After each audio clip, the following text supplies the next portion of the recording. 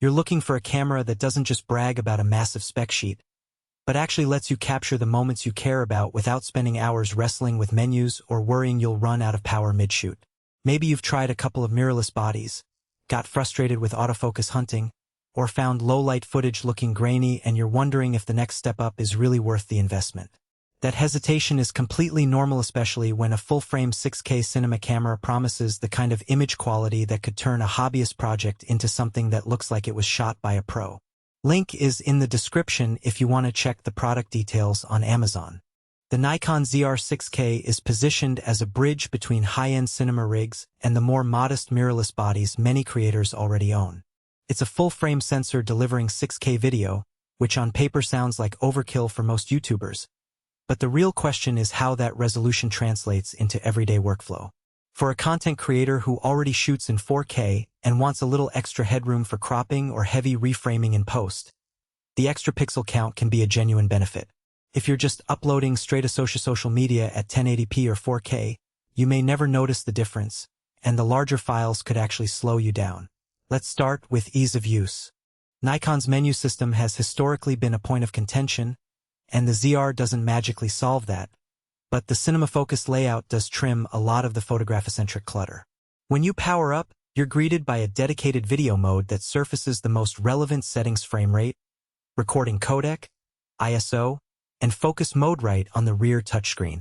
It's not a full-blown touchscreen-only interface, but the tactile dials on the side still give you that feel of a traditional camera while letting you glance at the screen for quick checks.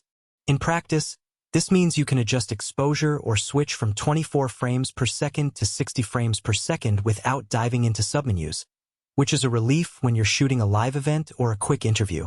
Autofocus confidence is another major concern for many creators. Nikon's hybrid AF, which combines phase-detect pixels on the sensor with contrast detection, is generally solid, especially in good lighting. In real-world scenarios like a talks house set with consistent overhead lights, the Zr locks onto faces quickly and tracks movement without the hunting you sometimes see on older Nikon bodies. However, if you push the camera into dim environments, say a candlelit dinner or a low-key music video, the AF can become a bit tentative, often falling back to a slower contrast detect mode. For those moments, you'll likely end up switching to manual focus, which isn't a big deal if you're comfortable with focus pulling, but it's something to keep in mind if you rely heavily on face detect AF in low light. Low-light behavior itself is where the full-frame sensor shines. The larger photosites collect more light than an APS-C sensor, so you get cleaner footage at higher ISOs. In my tests, shooting at ISO 6400 still produced usable 6K footage with acceptable noise, especially when you apply a modest amount of post-production denoising. That said, the camera's native ISO range tops out at around 12,800 before you start seeing noticeable grain. If you often shoot in near-dark conditions, you might still need to add external lighting, but you'll be in a better position than many crop sensor competitors.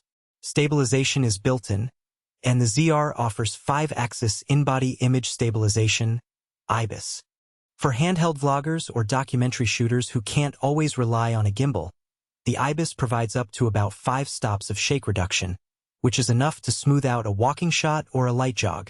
In practical terms, I've seen footage where the camera was mounted on a shoulder rig and the results still felt steady enough for a quick upload.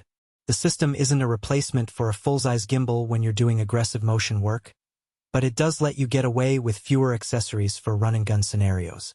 Lens ecosystem matters a lot, and Nikon's Z mount has been expanding steadily.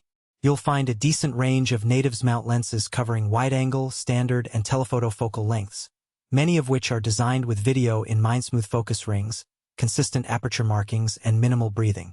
If you already own Nikon mount glass, you can use the FTZ adapter, which retains autofocus and electronic aperture control, though some older lenses might feel a bit slower on the AF front.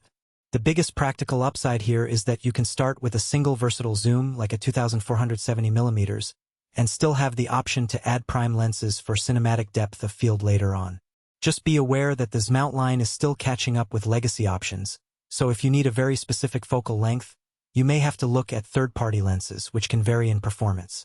Battery confidence is often overlooked until you're mid-shoot and the indicator flashes red.